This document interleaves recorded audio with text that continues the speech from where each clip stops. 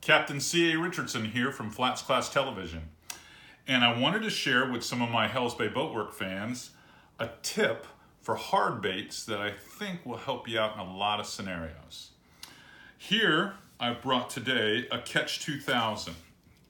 And what I've done here is I've got two different style hooks on here. This is the traditional treble hook that comes on the hard bait.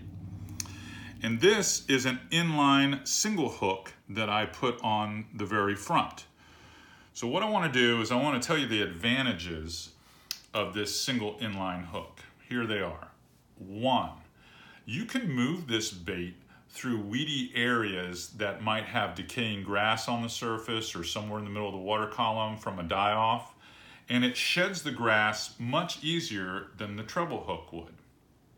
2, it's much better for the fish if you're catching them on single inline hooks most of the time, especially if you're catching good numbers of fish like trout. It's a lot easier to take them off.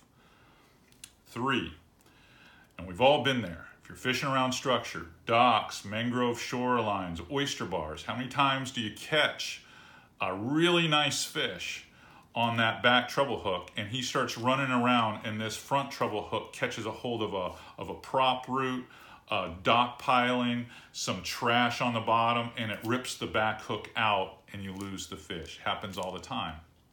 Well, you can eliminate that to a great extent by using inline hooks. Now I've got a pair of split ring pliers here that I'm going to remove this back hook so I can show you how you need to have both these hooks oriented for the proper use of the inline hooks on the hard bait. So what I'm going to do is I'm going to take these split ring pliers and I'm going to remove this back hook, and to do that I just got to get it positioned right. These hooks are so sticky.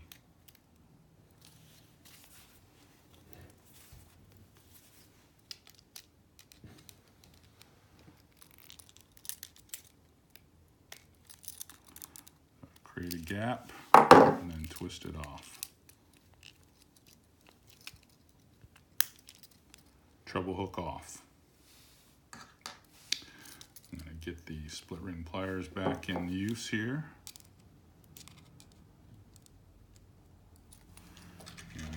Now it's important the way you orient this. It has to be the opposite direction of the front hook. So I'll show you the proper way to get this on here. Let me spin this around. So when you look at this bait, the hooks have to oppose each other. You always want the front hook with the point closest to the front of the bait, and you want the rear hook back like this so that it's pointing away from the bait. That's the way you're supposed to set them up.